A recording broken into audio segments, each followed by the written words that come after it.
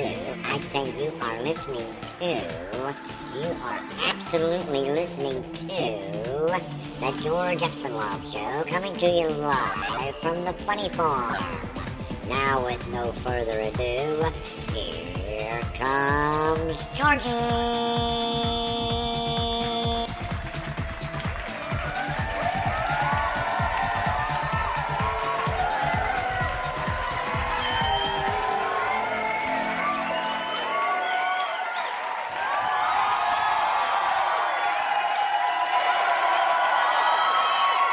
Thank you. Thank you, thank you, thank you.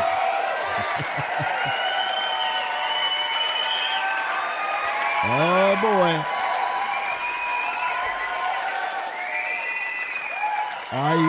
Thank you. I usually say it every Friday night. Tonight will be with no exception. You can always tell when it's Friday around here.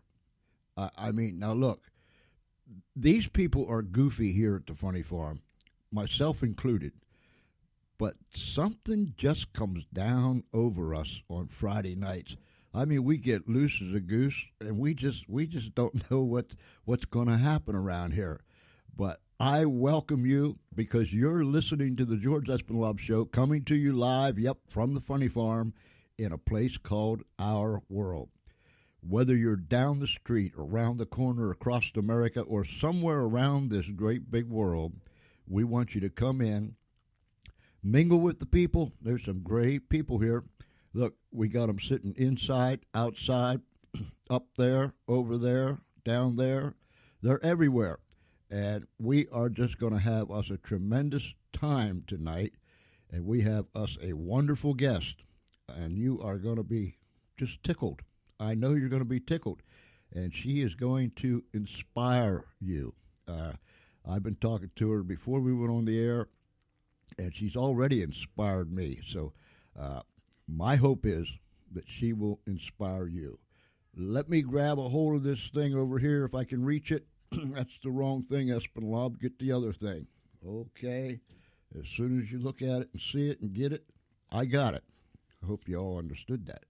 Listen, tonight's show is sponsored by Grummy's Custom Flags. That's Grummy's Custom Flags. GRUMMY_S, Custom Flags. Excuse me, I got a frog in my throat. Grummy's Custom Flags, custom-made wood flags made to order with the logo of your choice. You look up Grummy on Facebook, Grummy's Custom Flags. Here's his number, 814-207-5489. That number again, 814-207-5489. And tell Travis that Espenlaub sent you. And I know that he'll be delighted to have you. Well, ladies and gentlemen, boys and girls, friends, Romans, and countrymen, I want you to lend me both of your ears because we have a lady with us tonight that I put it in the show page notes, the info this afternoon. This lady has a resume that equals about 10 of ours. And we even titled the program tonight, Maryann Ridini Spencer, the Lady with a Purpose. Maryann, welcome to the show. Hello. So glad to join you. You are way out there in California. And yes, I am. we are way over here in Delaware, and we have listeners, like we always say, down the street, around the corner, across America, and around the world. And I know that you are just going to be an inspiration to them tonight. Thank you. Let me reach over and grab this. I'm always reaching somewhere. Maryann, I won't even begin to read to these folks your accomplishments, what you have done, what you're planning on doing. I'll just let you tell us. But tell us where you grew up, and something about your early years. Absolutely. I grew up Sudbury, Massachusetts, and Long Island, New York, and Syosset, New York, to be exact. And I come from a big Italian-Irish family. I have 4 brothers and a sister, and I was the oldest, and it was a joy. I loved coming from a big family, and we would always have meals that were fabulous. Every night, everyone would gather at the table, and we'd tell stories and talk about our day. And on the weekends, we would go to one grandmother, our Italian grandmother, and grandfather, and then we would, that same day, usually Sunday after church, we would go to our Irish Italian grandmother and grandfather, and we would see all the aunts and uncles, and we would always love to gather and entertain. And, that's actually what inspired my novel, The Paradise Table, my new novel, because I really had such a good time growing up with all my relatives. And we ended up moving to New York after my father got his degree. He got a PhD. He was a professor at Brooklyn College for many years. And so I think both he and my mom inspired the kids. My dad it was very important for us to get a good education. So he said, you kids are all going to have to go to college, and you're going to have to work to get there. So we did. They instilled good values in us and work ethic. And but I always had a love of theater, music, photography, art, and my mom was always very creative and loved to do creative writing and to make things and sew and do things like that. So I think I took after both of my parents. And I always knew that I wanted to be in theater growing up, and my mom got me involved with a local theater group. And so I was an apprentice, and I learned everything from behind the scenes, and then I also did some performance. And that led to doing equity and non-equity throughout college. And I also started to really love behind the scenes, how things are done and put together. And I became a communications major, film and TV. And I ended up running the color studio at Hofstra University in Long Island with some other folks. We had a team that we would do all the productions, and I loved it. And I knew that when I graduated, I probably was going to move to California so I could make movies. And it took me about a year because I worked in Manhattan for a year doing some casting at a commercial company. But then I knew I had to move to LA, and that's what I did. And the first job I landed was working for Ted Turner at Cable News Network. I was a producer, writer, and I was working with a whole bunch of people. We were all college graduates, and it was fabulous because we got to meet every star in Hollywood. And we did a live show every night. But during the day, we would go out in the field, and in the evening, we would do all these location segments, kind of like the show E.T., Entertainment Tonight. Mm-hmm. It was just like that, except we also did a live talk show in the evening, and we'd roll in the segments that we filmed during the day. It was fabulous, and I did that for several years. And then I started doing some writing for newspapers and magazines during that time. And then after that wore itself out for me, I became a publicist, working with a lot of talent, major talent like Bob Hope and Phyllis Diller, Lainie Kazan, Richard Simmons, and I did a lot of TV and film work. And that led to working with Paramount and Stephen J. Cannell Productions. I became a senior VP of publicity and marketing. And then I decided I still wasn't making movies. That was my plan. So I started my own company, and I did both. I did the marketing, and then I also started to produce movies for TV. And then later on, I started to write them. And the next, it was a progression. But it took a number of years to do all that. It seems to me that once you started rolling at that young age, you just kept on rolling, and you're still rolling along, huh? That's right. It's funny because sometimes you're led into certain situations, or people say, "Hey, come work for me," or you should be doing this. I still had that goal of making films. I wasn't quite sure how to do it. I needed to learn how to become a freelance producer, where what I learned was you find the property, whether it be a book or a script that you write from a book or an original script, and then you have to try to get the financing for it, or put it together, or pitch it to a company that has that financing. So I had to learn certain ropes, but the marketing that I learned, all the PR and marketing, and all the working behind the scenes when I was in PR, when I worked for the studios for Paramount, being on the set and making those contacts and learning all the ins and outs of production was very important. And at some points, I would think to myself, oh my goodness, am I ever going to get to where I want to go? Or, I'm learning all this stuff. Do I really need to know all this stuff?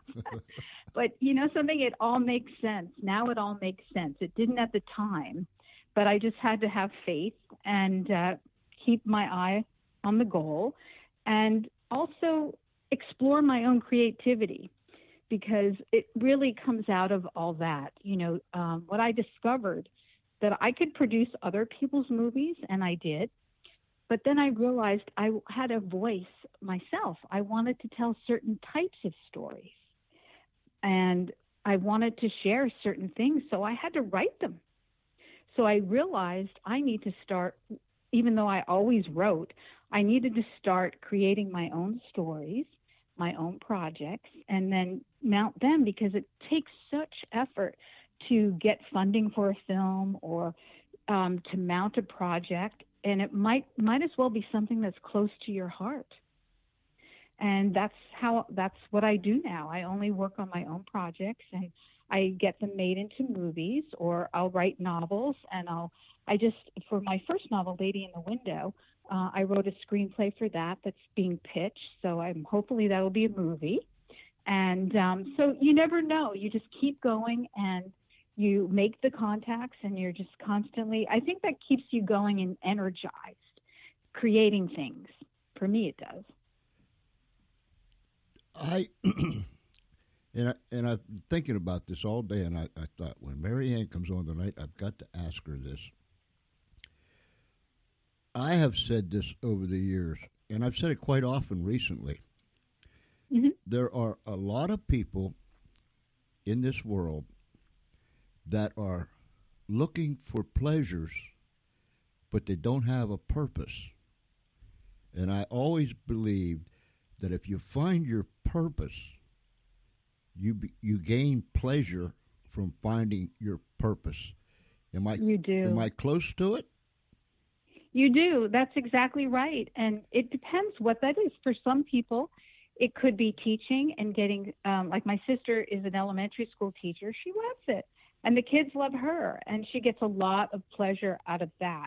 I have a brother who is a lawyer, and he really loves doing the work and working with the clients. He's a corporate lawyer. So I think that whatever you have to find your passion. And for everyone, it's different. And what I discovered working in all the different areas that I have is that I love writing, and I love creating and telling stories. So now it's, for me, I get such pleasure out of that. It's all about creating the stories and finding a way to tell them or get them out into the public, whether it be a novel, whether it be a television show or a movie, but doing themes that are close to my heart, which have to do with family values, relationships, friendships, and trying to be positive and inspirational and help heal people, and do those kinds of things. It gives me a great pleasure to do that, to a point where it gives you the energy to put in the work that you need to do, because it just doesn't happen overnight. It might, but I think for it to continue, you have to put in the work. That word energy, you gain energy. Mm-hmm. Energy creates energy that creates more energy that causes more energy, and it goes on and on and on and on and on. do you?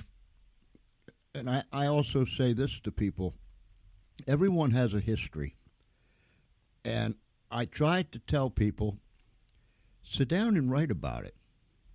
You don't have to have flowery words, but just sit down and begin to empty out, and you'll be surprised how many things come back to you. You recall things that happened. I don't remember that, but all of a sudden it came to me. Just sit down and write, and write. I'm afraid that there's so many families out there, mine included, nowadays, that family history is a thing that is just overlooked and just plain ignored sometimes. Don't you agree? Yes, and I think there is tremendous value in learning about what your grandparents, your parents, your uncles, and your aunts have gone through. That was one of the things growing up for me. I would love to go to. My grandmother had something she would call club, and it was like Wednesday nights with the girls. And all the little old Italian ladies would get together, and me, I was 12 years old at the time, I loved it because I got to be with the adults and I got to listen to what they said, and they treated me fabulous. But I learned from that. And I think, we learn by talking and listening to our relatives and friends and family that come to gather. And we used to do this over meals or just gatherings, because we would always have gatherings. And it was a great time for us to learn about family, about histories. They would tell stories about how they met each other, or, certain things that their grandparents did, or it was very, very interesting. And I think it's very important. It's almost like an oral history. And it's a great way for people to connect, especially in this time and day where people are on their phones constantly, or they're on social media, or they're on their video, they're at a video monitor. When you put that stuff away and you sit down and you gather around a table, or gather just together and talk and share, looking in a person's eyes, brings so much meaning and value, and it can be very healing, and it helps the young people growing up, and it helps everyone in the family because it nourishes relationships. And that's also another theme in the Paradise Table, my book, because that to me is really important. And there's something that my character goes through. She has to go through certain healings, and she's helping a friend. And the way they do it and the way they get through it is by gathering together, friends and family, and sharing and, being present, not being, on a phone somewhere. Yeah, and you might even find out you like that person that you're talking to, eyeball to eyeball. Yeah. Absolutely. But, Maryann, sometimes when we're at a restaurant or something, and I look around, and people cross the aisle from you or around the corner, it seems like everybody's got their head down and they're on the phone. I know. And sometimes I ask my wife, I said, now, there's Mom and Pop over there, and they're both on their phone. I wonder if they're texting each other. But and the other thing, and I'll move on. The other thing, when you talked about your grandma having the ladies' night, you were privileged, Maryann, because you were invited into the inner sanctum, where kids don't normally go back then. I know, but whenever they wanted me not to hear something, they would speak in Italian. Yeah.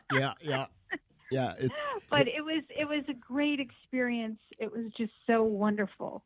And I loved it. I just loved it. I loved being around. Even, when we would visit my grandmother, I would always, want to stay with she and my grandfather. Like my uncle and my aunt, they had an upstairs, downstairs kind of house. And I'm like, I want to stay with Grandma and Grandpa. I loved staying with them. There was just a feeling of security and yes. And what was also, they were just such salt of the earth, genuine people. Mm-hmm. I love that generation. I think their values were a certain way, and they're just, you can depend on them, and they're just, they love you, and you just feel safe and secure. And I think all kids should feel that way. Now, Maryann, you're an award-winning author of Lady in the Window and The Paradise Table. Give us some insight into those books. Sure. I always, in addition to making movies, one of the things I would always tell people growing up is that I want to write novels. And it takes a lot of discipline to write a novel, and I came to it in a way. I started writing screenplays and TV shows first. And then I figured I had some ideas rolling around in my head that I kind of put away. And then one summer, I was out visiting my parents. They live out near the Hamptons on Long Island at the time. And I was walking around this cute little village, and the title popped into my head, Lady in the Window. And I thought, I like that title. Now I just have to figure out what the plot is. And I started to write it, and I was placing it during World War II in Europe. And because I've written actually a lot about World War II, I did a Hallmark Hall of Fame movie with Betty White and Jennifer Love Hewitt, The Lost Valentine, that was very well received. And that took place in World War II. And I've written some other movies about World War II. But then I went in 2014, I went to Kauai for the first time. I had been to the Hawaiian Islands many times, but not Kauai. And I was walking down the street while other family members were doing some other things. And I was walking down just by the bay, Hanalei Bay, and this road, and it was just so charming and peaceful. And as I rounded the corner, I looked out and I saw this expanse of beautiful mountains and the Hanalei Pier. And I thought, oh my God, this is like heaven. This is otherworldly. And I thought to myself, I have to place the book here, because I knew that I wanted to write about spirit, about our loved ones who pass on. And, the fact that I do believe we'll see them when we pass, that they're, with God, and we'll see them later. But, hopefully with God's intervention, sometimes they can come and say hello to us. And I just always feel that, that we'll see them again. And I really believe that. And so I know the Hawaiians do too. And I just felt it's a mystical, beautiful, otherworldly environment. And I thought, I want to place it here. And it's also my story, Lady in the Window, is also about a young woman who's very successful, and certain things happen. Her life's going along according to plan, or so she thinks, and then everything comes falling apart. And so she has to regroup, and a friend offers her a place to stay in Hanalei. And that's where she comes to grips with certain things. And she also has to deal with the loss of her mother and that relationship. And, at the time I was writing it, my own mother passed away. And so I incorporated some of that, the feelings I had for her and the love in the book, and how Kate, my character, goes about healing from that, and also finding new love and new purpose, new life. So she kind of learns how to live her authentic life. And I did that for a reason, because I think that people, like you had said before, I think we were talking before the show, people can get a lot of insight into reading books, and it can help them in their own life, whether they get some ideas or inspirations. And I wanted to show how Kate overcomes some of these things and comes through the other side and is happy and comes to have peace. And with The Paradise Table, the next book, they're all I call them a Kate Grace mystery, because they're part of, you can read them as a standalone book, but it is recurring characters. And in the next book, The Paradise Table, Kate helps her friends and the community, and she has to deal with something. So it's like a journey. It's about what we all go through, the things that we have to deal with in life, some great, some not so great, and how do you get through it, and how friends and family can help you. And so, I'm working on the third book now, and she's actually going to uncover some secrets about her family from a different time period. So, it's just fun. And I always get I get the titles first, and then the ideas for the book. And I get them while I'm writing one, like when I wrote Lady in the Window, I got the title and idea for the Paradise Table. And then as I was writing the Paradise Table, I got the idea for the third book and the title. So it's interesting how that happens, but I enjoy that process of writing. But you do have to put yourself on a schedule, and you have to be diligent about it, but not overwhelmed. You have to pace yourself too, because if you think, oh, I'm going to sit down and write this whole book in one sitting, that's not going to happen. A lady in the chat room from South Dakota said this, or asked this. Mm-hmm. I've always wanted to write a story about my life so far, but how does a person begin? I think you take a situation or a time period where something of note happens. And then you go back, and I outline a story. I always take I do an outline chapter by chapter. It may be just one line of what happens in that chapter, but I like to have a blueprint of where I'm going, because you don't want to for me anyway, I don't want to go back and have to do a lot of editing, because you will have to do that anyway.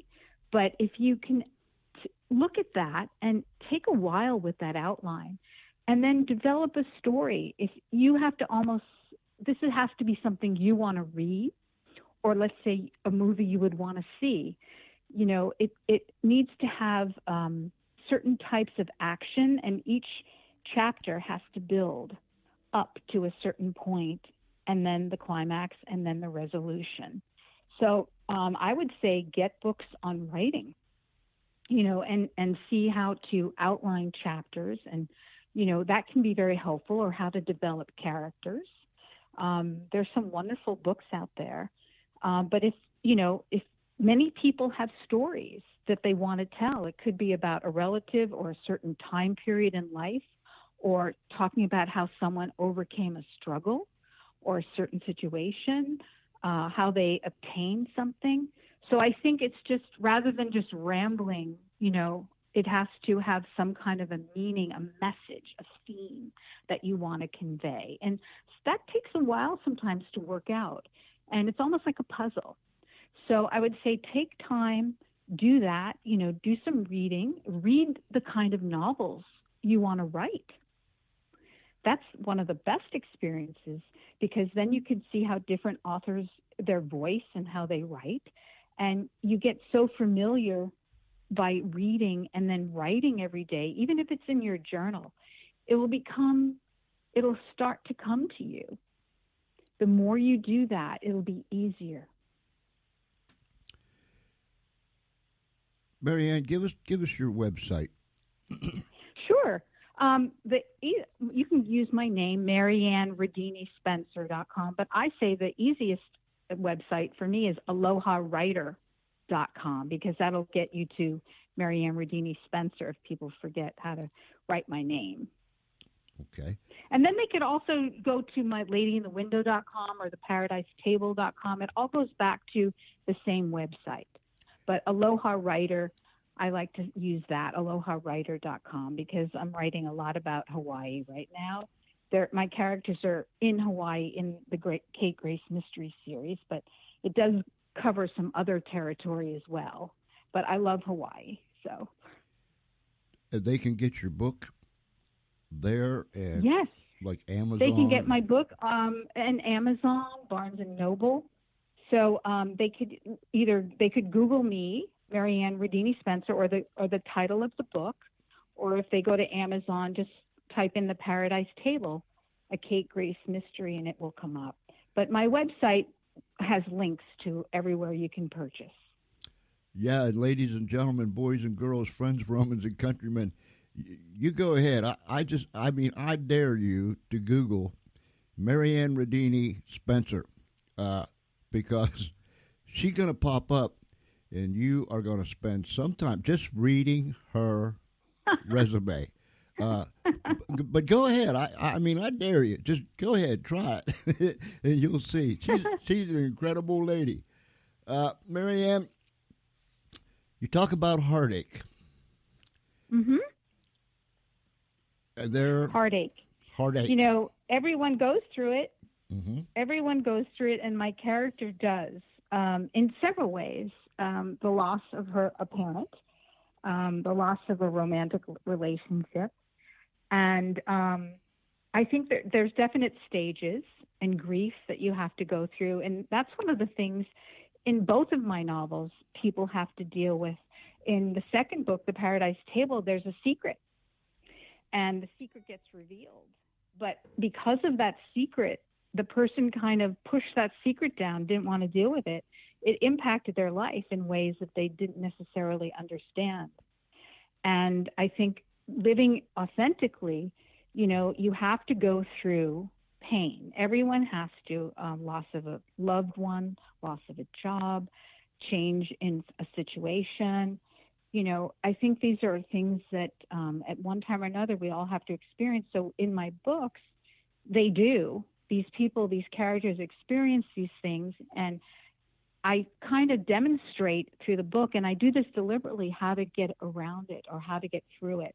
And a lot of what I believe, too, has to do with prayer, you know, and putting faith in a higher power. I think that's very powerful. Mm-hmm. I think that we have to do things, you know, in this plane and earth, and there are ways that you can feel better and do things that I also explain in the books. But I also think you have to have faith that, you know, things will get better, and, you know, determination and courage. So, but everyone does go through heartache. And so the characters, you know, they do have to go through this. And I definitely, both books really get into how they go through it and how they get to the other side. What do we tell people? Some have been devastated for years. They not only fell to the bottom, they went through the bottom. Mm-hmm. And their whole life just seems to end up in darkness, for lack of a better term. Right. What do we tell people that? The first thing I would say, because I think everybody can go through darkness, and you can stay in it or try to move beyond it. And it could be for a lot of different reasons. It could be for a health reason. Again, the loss of somebody that you love, or a situation with work. There are so many reasons that, you know, if you let it, the situation can bury you. The best thing to do, and what I say and what my characters do, is there's self-care, you know, things that you can do. Again, prayer is huge. People don't do it enough. No, you're but absolutely I'm telling right. you, it's really, you know, it's so valuable, and the connection with a higher power is the key, really. That's the main thing you can do to get you on the right road. There are things that happen that even you can't explain, but you will be, your heart will feel lighter, and you'll have purpose, and you'll start to have hope when you pray. And so I think that's very important. And taking care of yourself, being out in nature, finding things that you love to do. You know, there's a certain kind of music you like, listen to that music. Try to eat healthy. Don't eat junky food, because that will make you feel icky. If you eat a lot of food with sugar, or a lot of food that, you know, is made with chemicals, try to take care of yourself, exercise, walk, you know, try to just move, get a friend to do it with you if you don't have the motivation to do it on your own. So I think it's a combination of mental, physical, you know, environment. Be with people who are positive, who are going to love you, who love you unconditionally. You know, don't listen to people who are negative, you know, or try to say, look, you know, I'm doing this, and I need to be thinking positive. and maybe give them a book on positivity. But you have to be careful, because what you think, is very important too. That affects your mood. And I think to get out of a doldrum, or to be, certain things can happen to people. Like, let's say the loss of a child is overwhelming. And it's very hard. And I think you have to go through those stages of grief and work with a counselor, work with friends, maybe work in a setting with other people who can relate to what you're dealing with. But then also, again, self-care, prayer. I mean, I know a woman who I've worked with who started a nonprofit. She adopted a baby years ago, and they found out when the child was 2, the child had muscular dystrophy. And that means, she wasn't going to have that many years with him. And it was devastating. It changed her in many ways in the family. And she found that she had to, by banding with other people who had children who had special needs, she created a foundation. They did events and they did activities giving the children a better life. And that gave her so much joy, and it gave the children joy. And that uplifted her spirit. So sometimes giving, doing for others, and sharing those experiences, that all helps in helping you get out of a situation that seems insurmountable. I think, or I believe with all my heart, I didn't always live by it, but I believe with all my heart that if there's a solid foundation underneath you, when the storms come and the dark times come, and it seems like you're between a rock and a hard place, and sometimes it looks like the rock is over top of you, if you have that solid foundation, somehow, some way, you're going to see the light at the end of the tunnel. Or as the scriptures say, right. Talking about the nighttime, but joy cometh in the morning. If you can just hold out, from that midnight hour until the breaking of dawn, right. Things are going to change. And I am with you always till the end of the age. Exactly. And you go over those things. You read scripture. You talk to people about it, but also you have family and friends around you with this similar values and who can be a support. And that's so important.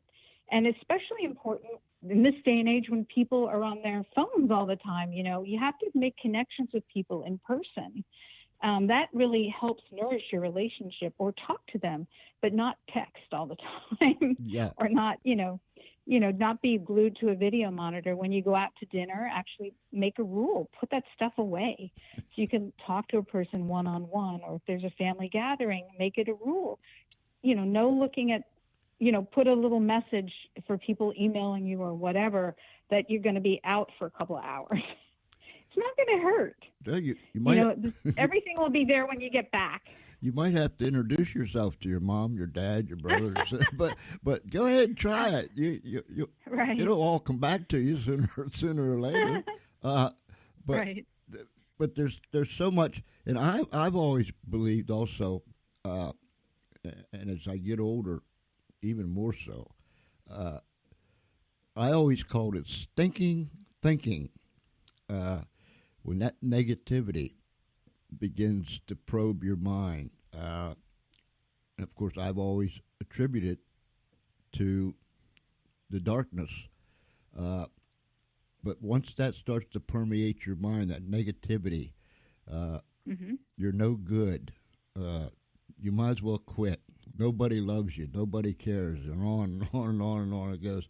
Well, you can feed it. You can feed that if you're, you can feed it, or you could nip it in the bud and say, look, if there are certain films or movies or TV shows you watch that are too dark, stop watching them. That's right. And get away from those things. Yeah, that's where consciousness comes in, where you have to really look at yourself and say, okay, I don't feel good. What's going on? You know, why am I thinking this? Do I feel this way after I watch a particular show or listen to the news or before I go to bed or something like that? And then stop it, change your habits and do things, try to find those things. It takes a little bit of discipline and, you know, searching yourself. But look, you have to take care of yourself, and only we're all responsible for our happiness. Other people can't make us fulfilled. That's right. They can add to it, and they're like icing on the cake, but we have to find our own path. We have to find how we can contribute to the world. Everyone's different. They do it in different ways. But if we're upset, we have to figure out what's bothering me and try to deal with it in a way that's going to be productive and good for you. And sometimes I think people can numb themselves. You know, maybe all they want to do is watch TV, or all they want to do is play video games. That's kind of a numbing activities. And, you know, you really have to look at yourself and say, okay, if you want to change, there are ways you can do it. And you just have to, maybe you might need some help and guidance getting that, but go for it. You know, why not? This is one life, right? It's not a dress rehearsal. That's right. And whatever you're doing now isn't working. So Exactly. You might as well give it up and try something different. Didn't somebody once say that the eyes are the windows to the soul? Right. Yes. It's a very, very popular saying. I'm not sure who said it, but they sure hit the nail on the head, huh? That's very true, you know, and there are so many, and that's one thing I also love about books and art, and because I think some of the real beauty can come out of books and art and music, and it can uplift, but it can also be depressing. So you have to monitor yourself with that. But I think that there is, if you start looking for the beauty in the world and also give gratitude for what you do have every day, I think then it will lift your spirits. It can't help, because your mind's going to be focusing on the positive. And when you give gratitude and thanks, you're reminded of the things you do have. It could be, oh, I'm so thankful for this incredible cup of coffee that, you know, or I'm so thankful, you know, that my wife made this chocolate chip cookie for me. You know what I'm saying? These little things that can mean they're little, but they add up and they just increase your happiness, because then you realize you have things to be thankful for. There's always something to be thankful for. Your health, you know, it could be a beautiful day, a gorgeous flower in your garden. I think reminding yourself and doing those things can bring a lot of happiness. And in my books, one thing that brings Kate, my character, happiness is being in nature. And Hawaii is gorgeous in terms of the beautiful exotic flowers, beautiful landscapes, the ocean, the mountains. And that's also very healing. So whether it be, I mean, it could be anywhere. You could be on the East Coast. You could be, you know, in the mountains. But there's so many beautiful, you know, America's gorgeous. Every state has beauty in it. You mentioned the Hallmark movie, and that was an award-winning movie, wasn't it? Yes, it was called The Lost Valentine, and that was based on a novel by James Michael Pratt. And someone had given me the novel thinking that I would like it. She knew I was a TV producer, and I read it, and I thought, okay, I'm going to write this as a screenplay, because I knew that to get something made in Hollywood, it was important to have a screenplay.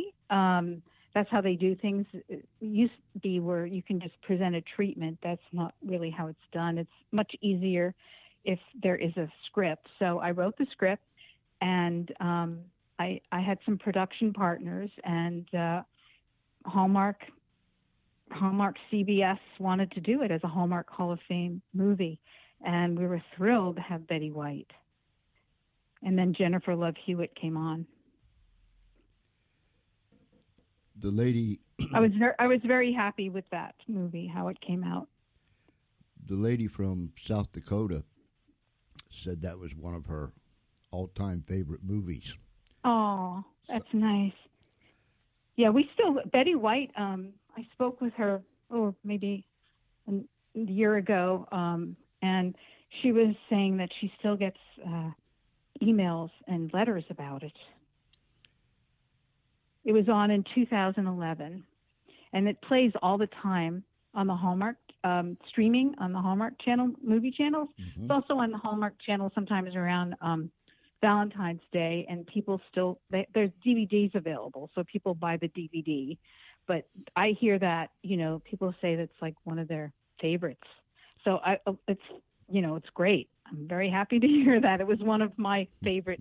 When I read it, I knew that it was a great project. I was really thrilled to be involved with it. So, I imagine you have some things going now, and you have some things planned down the road. Mm-hmm. And I assume that you're going to be just as busy as you've always been. Is that correct? Yes, probably. Yes, my goal is to do continue with the Kate Grace mysteries and maybe do other novels. At least a novel a year is my goal.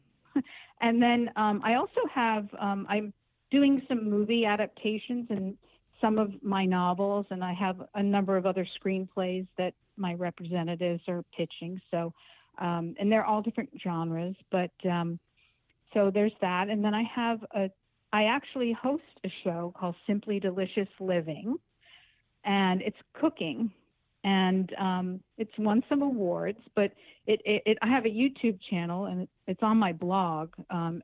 People can go to simplydeliciousliving.com or alohawriter.com. They're recipes, and I'm cooking, and it airs on PBS television in Southern California, but to a global audience on YouTube. And I kind of got involved with that because I was a food writer and editor for some different magazines. And one thing led to another, and someone asked me to put together a pilot for a cooking show. I had done a lot of cooking shows when I was at CNN, and we didn't have a lot of money to pay talent for this. So I said, okay, well, I'll just use my recipes. And I did the demo, and they said, yeah, you do it. You show them how. So, and I've been doing it now since 2010. Yeah, well, it was on the local. It was in the Ventura County Star online, which is a USA Today Gannett newspaper, and now I have it on YouTube, and it airs local television and on PBS. Well, you come from that big Italian Irish family. Mm-hmm. You've got the credentials to be the cook.